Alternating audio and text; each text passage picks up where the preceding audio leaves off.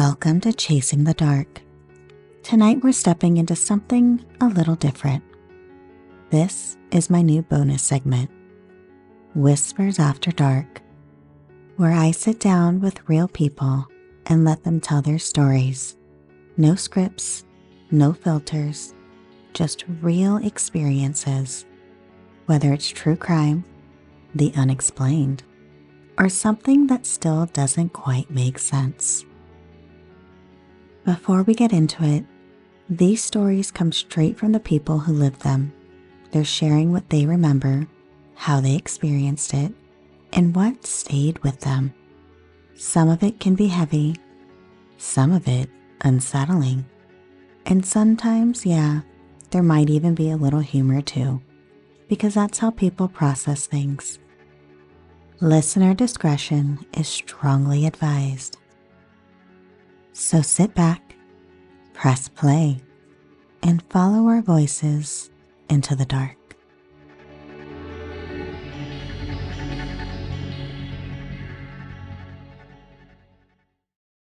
There was this smell. You would open the door and you would be like the front door, you'd open it and you'd be hit with this overpowering scent of death, is what it smelled like. Also, I was raped by an alien in the shower at that apartment. What? Wait. Yeah. Like, was it like a blow up alien? Like what? Mentally raped, but hard. Okay, so let's dive in. It's gonna be my intro right there. Are you gonna be laughing like Michael Jackson the whole time? It's creepy, right? Trying to get a sense of the creepiness. Oh God, I gotta put my serious face on. I don't know if I could do this.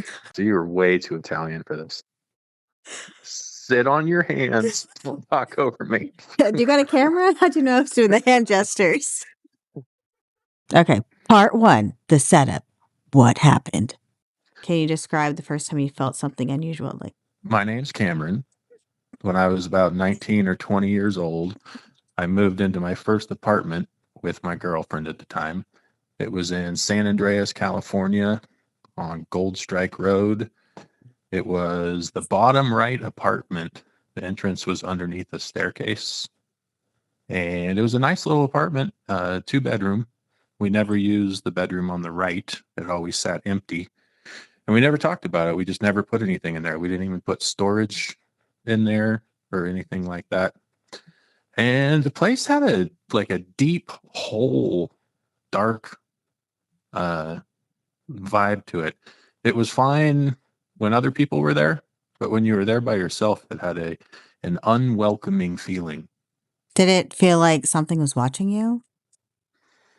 No, at the time I wasn't I didn't believe in anything like that, so it was silly to me, and I didn't really pay much mind. I just always felt like it was a figment of my imagination, or my mind was playing tricks on me.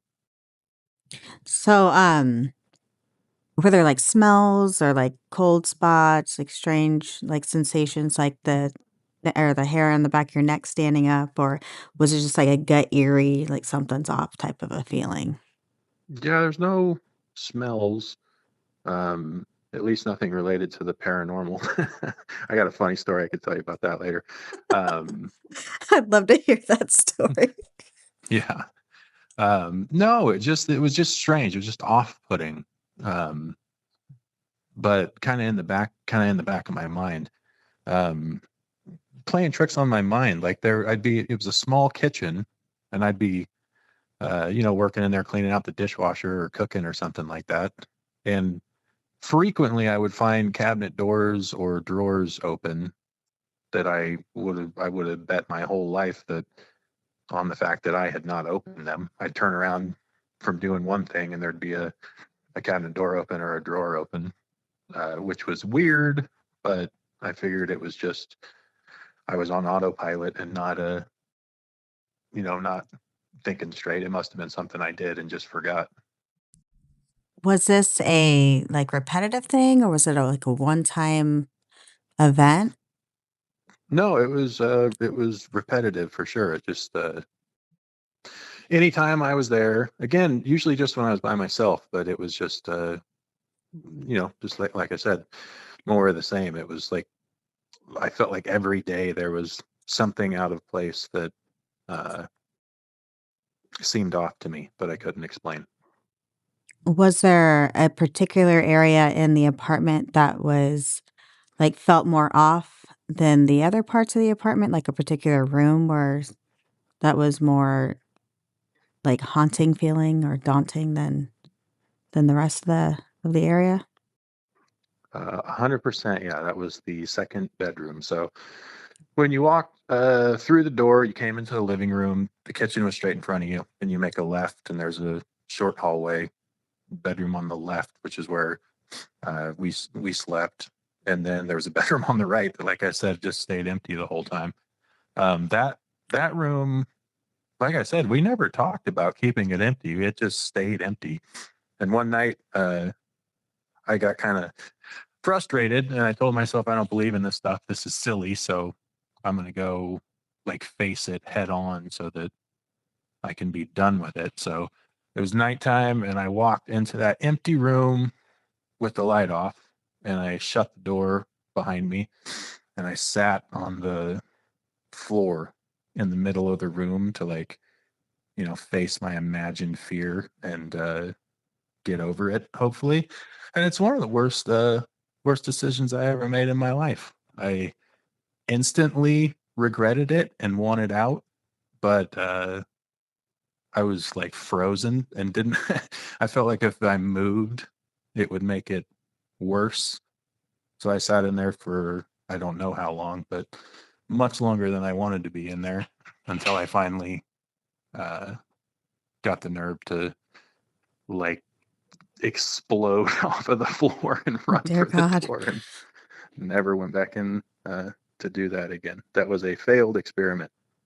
So what was it about the room that freaked you out? Was there like a particular experience that you had when you were sitting in the middle of the floor in the dark, having yourself a powwow with the unseen, or or Uh, what was it? it felt it felt like I was about to be grabbed. That's the only way I can describe it.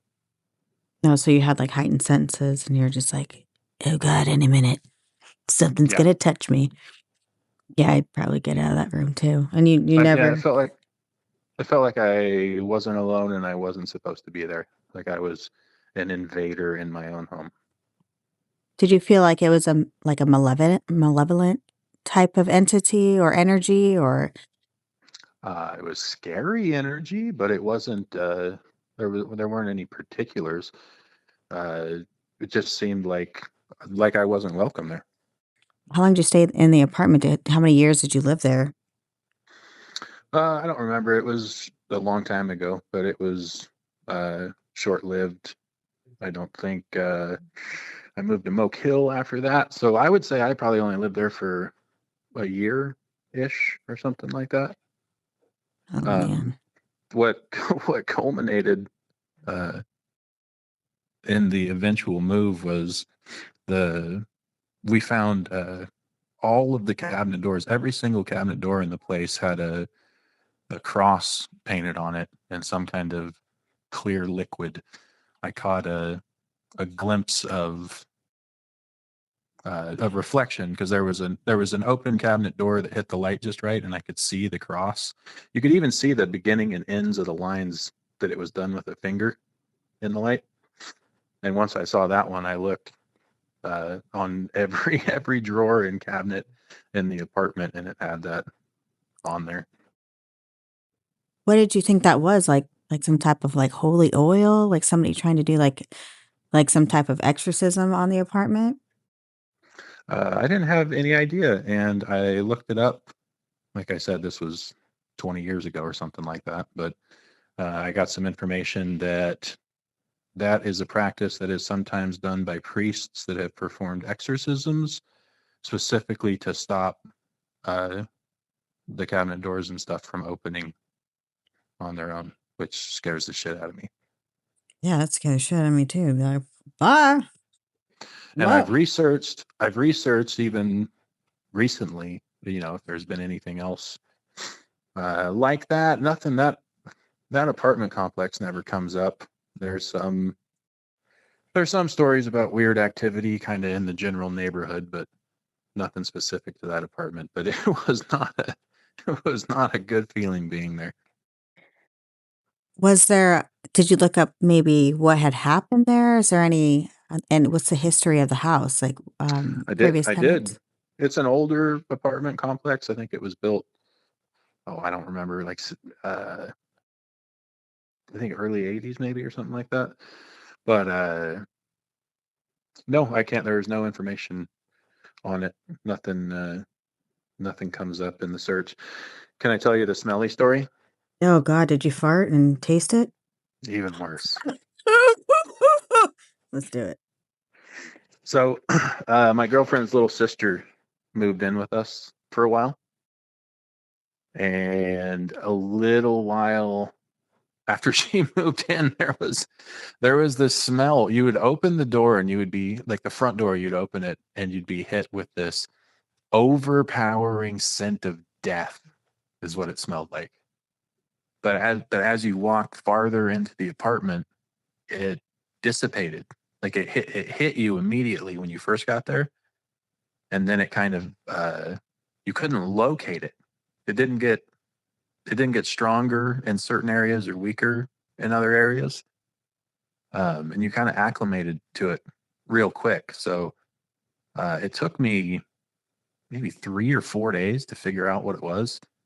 Then every day I'd come home and it'd be this stench of death, like decaying flesh in the house, in an already unwelcoming, kind of foreboding little dark cave of an apartment. So day 4, I just decide that I'm going to make myself some popcorn. So I grab the popcorn and I go to open the microwave, which we like never used for anything. And my girlfriend's little sister had microwaved a raw chicken breast and then forgot about it and gone out somewhere. And since we never used the microwave, that like partially cooked, partially raw chicken breast had sat in there for I have no idea how long. So that's the smell that you were, yeah, dude, like literally the smell Lord. of rotting flesh. That is awful. Oh God. It was terrible. I was gonna say, like, I mean, how do you not notice that when you first move in? And it's weird that it only happened after she moved in, so that would make sense on where that Yeah. smell came from. That's terrible. And to this day, I cannot stand the smell of microwave chicken. Yeah, neither would I. I'd probably throw up. Also, I was raped by an alien in the shower at that apartment. What? Wait, Yeah, like, was it like a blow up alien? Like what? mentally raped, but hard I'm not following. hard H, mental alien rape. What the fuck? Were you abducted? Yeah. Yep. I had shampoo in my eyes, so I couldn't see, but Did you I drop the felt soap? everything. Dear God. Oh Lord, it's terrible. So I was gonna ask it if it tried to communicate with you, and I think I just got my answer. And that's when I started drinking. Yeah, I would have done a lot more than drink. Yeah. Dear God. He called me a honky with a hard H. Honky. Did he put the H before the W? I guess it would be a hard Y. Like honka would be okay, but honky is like, oh shit, bro. Oh. When it comes to alien rape. So would you ever go back there if you could? No. Yeah, that makes me want to do some paranormal investigating. Yeah, you probably pick up on some energy like an antenna, but I don't know.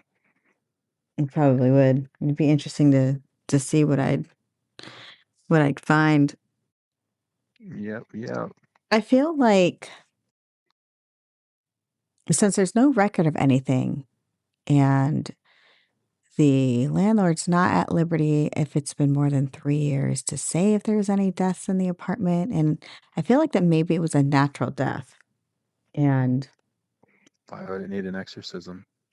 You should look Yeah. that up and confirm it, but I think that's a Oh, unless real thing. what? That they actually had an exorcism?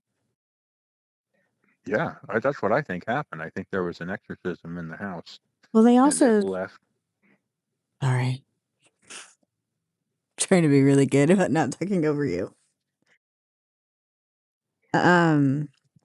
Priests also do that to bless the house, which usually works the opposite of what it's intended to do. It only pisses them off. It'll be good for like a week, maybe 2, and then usually it comes back tenfold because they don't like that. You got to use synthetic holy water; it lasts longer. That's a mechanic joke, and I fucking nailed it. Get some Lucas oil for it. Yeah, That's a great story. Now looking is back it? on it, I it think it's kind of is. anticlimactic. I think it's fantastic. Like, I mean, it's your personal experience that. But yeah, that's why I kind of. That's why I don't personally consume like paranormal stories, because I don't have any interest in inviting that kind of energy into my life. Yeah, I don't blame you. It's not fun.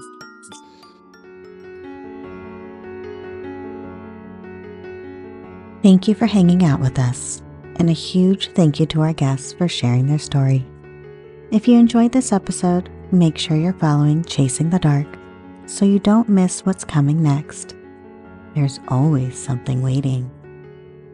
And whether tonight's story made you think, laugh, or maybe just glance over your shoulder just a little, just remember, some things are better left unexplained.